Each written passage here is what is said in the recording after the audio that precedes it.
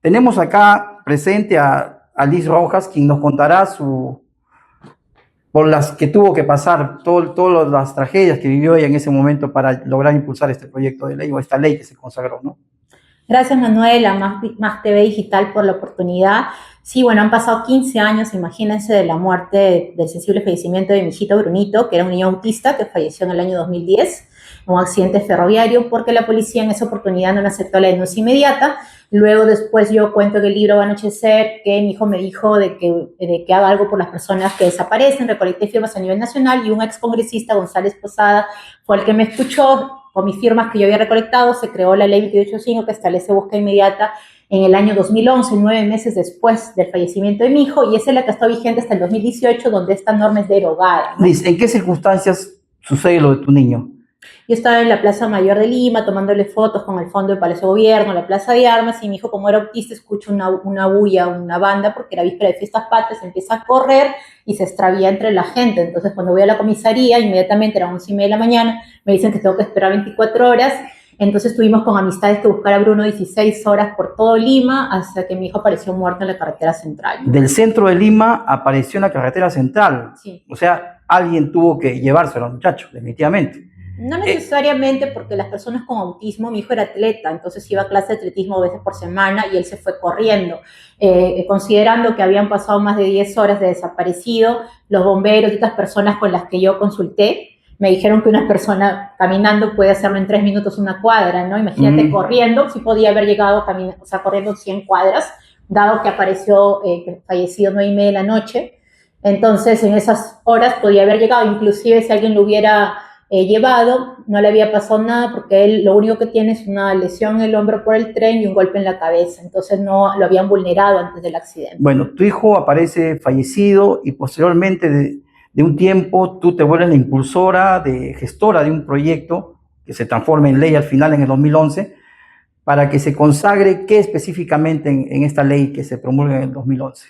Sí, que medidas inmediatas en la búsqueda de personas vulnerables, menores de edad, personas con discapacidad y adultos mayores, que esa era la concepción de persona vulnerable para el año 2011.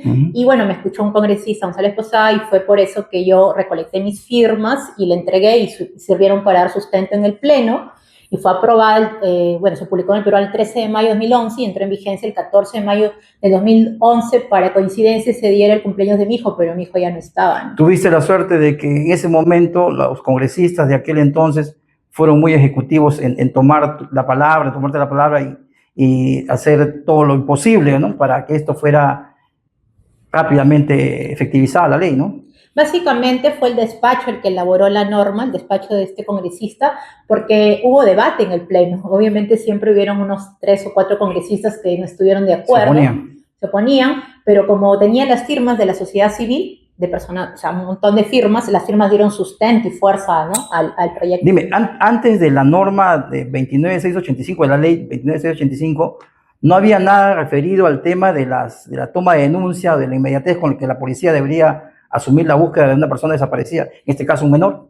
Había un vacío legal, no había ninguna norma que establecía espera 24 horas, se había vuelto constitucionario un uso costumbrista por la policía, decir espera 24 horas, pero no había ninguna norma prescrita que lo diga. El decreto legislativo 1428, que derogó la ley 285, establece que todos caemos en situación de vulnerabilidad como si todos fuéramos iguales, y no somos iguales. Una cosa es la equidad y otra cosa es la igualdad. Nadie es igual a nadie. Ciertamente el Estado es responsable de todos nosotros, justo, ¿no? Ahí entra a tratar el tema de equidad. Por eso está la cola preferente, ¿no? Exacto. Ese es un tema de equidad, ¿no? Es como, por ejemplo... No hay que interpretar mucho acá, sino ir de efecto a la prioridad, ¿no? Es un poco de lógica, ¿no? Entonces, lógica común, y no solo acá, en todo el mundo. Y según nuestra Constitución, el niño es el interés mayor, ¿no? El interés superior del niño está en varios... El principio de interés superior del niño está no solo en Perú, sino en todo el mundo.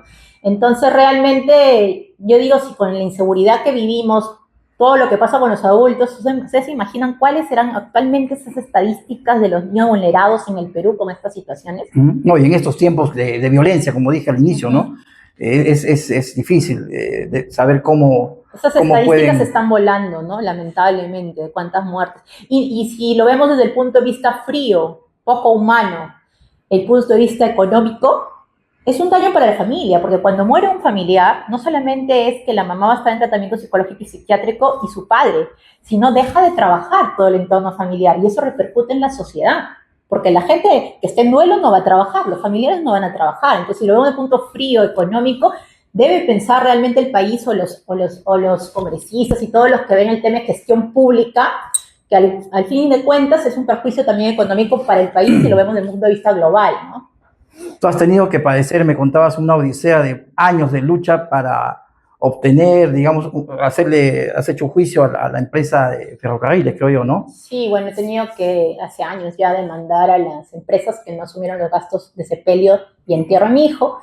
Hemos estado más de 10 años peleando y bueno, al final, gloria a Dios, en 2017 yo gané y aún habiendo ganado no quisieron pagar, así es que tuve que presentar con mi abuelo doctor Ángel Caso una medida de embargo la cuenta por el monto de la indemnización. Recién en el 2021, en pandemia, pude cobrar, pero hasta ahora seguimos. Este año he presentado un recurso ante el Tribunal Constitucional.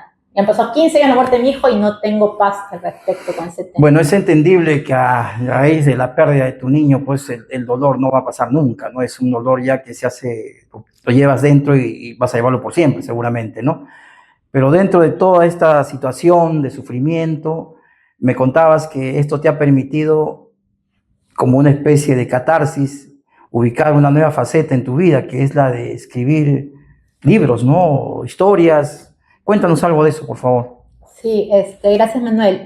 Yo he publicado 8 libros, siendo el más emblemático vinculado al tema que es Va a anochecer, ¿no? Que es el más emblemático porque habla todo lo que ha sido 10 años el juicio de mi hijo y también hay un capítulo que habla sobre la ley de desaparecidos que se creó y es para dar fortaleza a la gente que está padeciendo un duelo personal, sea una muerte o otro tipo de duelo, ¿no? Entonces habla de la fe, son 23 capítulos y todo lo que es el sistema de justicia, también ideal para estudiantes de derecho o para personas que están pasando una situación difícil donde han perdido el ánimo. Se puede decir que ese libro está tallado en lo que tú, en tu propia vivencia. Sí, una novela autobiográfica, ¿no? Que tiene técnicas literarias, pero que tiene varias connotaciones, psicológica, jurídica y también espiritual, ¿no? Porque acá narro cómo yo he ido también algunos capítulos superando el duelo que me ha tocado vivir. ¿Ese fue el primer libro que editaste? Sí, tiene 3 ediciones en Perú y una en España. Ya, ¿Esto cuándo lo hiciste público el libro? La primera vez fue en el año 2019. Sí, a raíz de esto es que la Municipalidad de Pueblo Libre, que te estaba comentando, le puso el parque donde jugaba mi hijo Brunito para agradecer. Parque infantil, la parte del parque infantil, ¿no? Ajá, sí, y incorporaron juegos para personas vulnerables en el Parque Brunito, en Pueblo Libre. Después esta chiva expiatoria narra que después que yo gané este juicio, ¿no?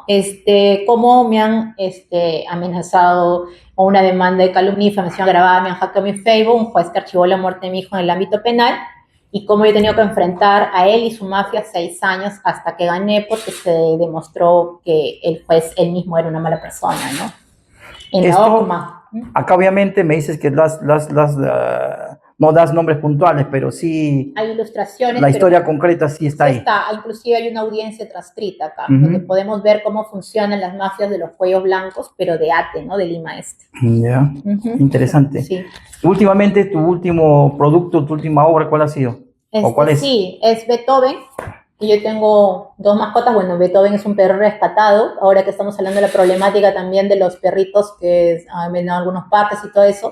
Entonces yo publico el libro Beethoven, que es mi perrito de apoyo emocional, que lo lleva de viaje a varias provincias, cuando hizo presentaciones literarias y que trata de concientizar del respeto a los animales y que los animales sienten, no como dijo un congresista, que los animales no sienten, ¿no? O sea, qué bueno, ¿no? Que dentro de todo lo malo, de todo lo que has padecido, esa catarsis, ¿no? Que tú dices te ha servido para poder elaborar todas esas obras que tienes. Lo que pasa es que, Manuel, si tú me ves así, me ves tranquila, ¿no? Entonces a mí me cuesta mucho, por ejemplo, en lo personal, contar las cosas que me ponen triste. En cambio, a través de la literatura, yo acá no tengo filtros. Y yo digo todo lo que pienso, ¿no? Por ejemplo, este libro que el Juego del Aire, que es un libro de protesta social por la pandemia del COVID, mal manejo de la pandemia del COVID. También sobre el COVID tienes. Pero es un formato cuento para que la gente lo lea para facilitar. ¿Esa es vivencia personal también el contenido? Sí, de mi papá. ¿Tu papá falleció en el COVID? En la sala porque no conseguimos cama UCI. Y mi papá era una persona muy conocida, que hizo mucho por la región de La Libertad, catedrático universitario y director de proyección social de la UNT de Trujillo.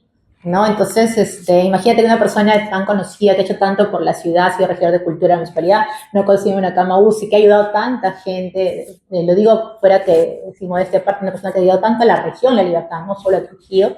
Entonces, el que no consigue una cama UCI, he tratado de mezclar eso con la situación que vivieron los peruanos, tanto el que tiene recursos como el que no lo tiene, para que entendamos que también en cualquier momento nos puede tocar partir, ¿no? Y también su libre aceptación del duelo, pero es el contexto del COVID, porque ha sido una época de terror y nosotros no podemos quedarnos callados. Es una protesta por el sistema de salud precario. Se has volcado en todas las obras que tienes, todos los libros que has editado, tu historia de vida, puntualmente. Sí, son historias, y después hay otros que ya son otra temática, que estos son de comedia, como yo he viajado mucho al extranjero, por conocer y también por presentar mis libros, entonces estos ya son de viajes con ilustraciones a full color, estos son comedia, es una temática opuesta a la otra, ¿no?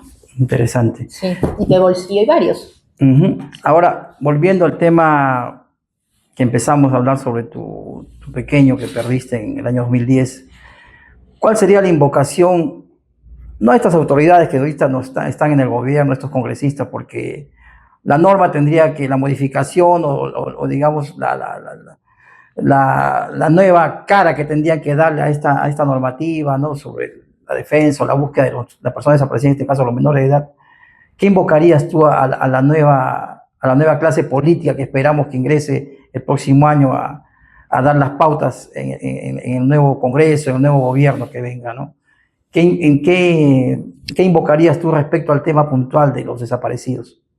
Bueno, las normas en sí están siendo modificadas, como el año pasado que estábamos hablando, pero sí tiene que hacer un estudio, ¿no? No es que nada más modifico acá, porque no se trata de que me libro de responsabilidad, ¿no? Entonces, ahí tiene que hacerse un estudio y tienen que reunirse todos los entes vinculados para la elaboración de normas, no solo el congresista, ¿no? Y debatir en el pleno, sino también tiene que haber una persona presente en el Ministerio del Interior, tiene que haber una persona de presupuesto, porque también tiene que haber presupuesto para la policía. Presupuesto, obviamente, sí, cierto. Tiene que haber presupuesto, eso que no invoca esta norma, presupuesto, eso es falso, porque justo el tema de las unidades policiales es una de las cosas que nombra la modificatoria del reglamento del año pasado. Entonces tú vas a modificar el reglamento para mejor accionar o para peor accionar. En este caso, para peor accionar, o sea, como estoy en crisis, de repente no tengo un carro a la policía, mi mejor conveniente para mí, pero no para el pueblo, es lo derivo a otra comisaría y lo derivo. Eso no es para un mejor accionar, es pensando solamente en los intereses de una institución. Nosotros tenemos que pensar en los intereses del pueblo, y para que todo se haga en medidas de gestión pública, porque ¿qué es la gestión pública? La gestión pública lo que busca es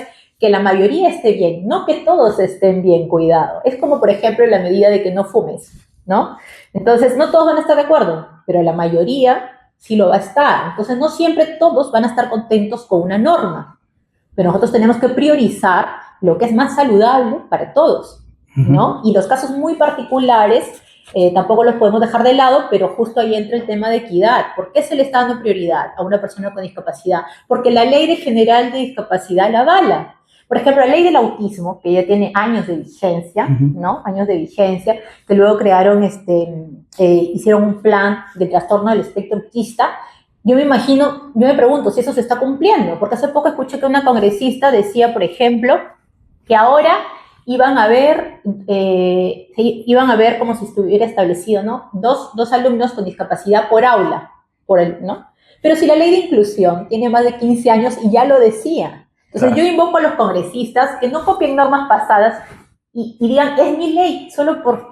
Como una coma, un punto más. Sí, una coma, un punto más, sino que se sienten con los entes vinculados, Ministerio de la Mujer, no sé, y con NADIS, todo, con la Comisión Nacional de Discapacidad, una persona del Ministerio del Interior, ¿cómo vamos a edificar este artículo con los recursos que tenemos? Y si no los tenemos, presupuesto. Exacto, porque si no, se hacen normas sin respaldo económico. Y también el otro tema es la campaña, ¿no? Ya creo una norma, pero tengo que difundir esa norma, porque la gente no sabe que existe el decreto legislativo 1428, que la búsqueda y denuncia inmediata. No lo sabe la mayoría. Yo cuando he presentado el libro Va a anochecer, te comento, yo invito 10 minutos a un literato que va a hablar desde el punto de vista literario porque la obra es buena. 10 minutos un psicólogo que va a hablar del duelo. Y 10 minutos hablo yo de las normas vigentes. Y la gente se queda sorprendida porque no sabían que existía un decreto legislativo 1428 y tampoco sabían de la alerta Amber que tiene años de vigencia, ¿no?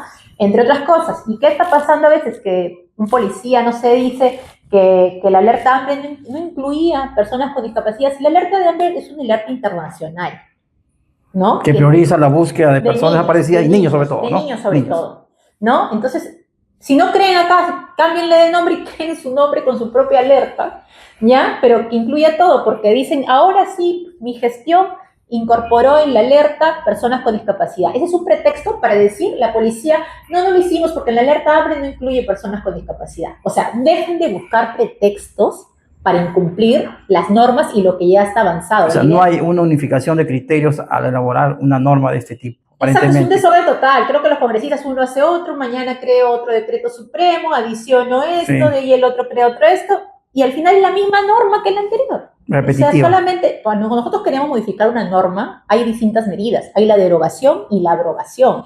Cuando yo hago una abrogación, una norma, modifico el texto de repente de un párrafo y se llama abrogación.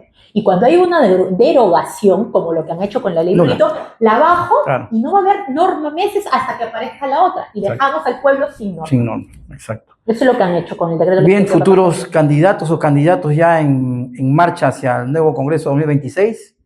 Hay un tema como para que puedan tomarle el peso respectivo y, bueno, empezar a trabajar sobre eso, ¿no?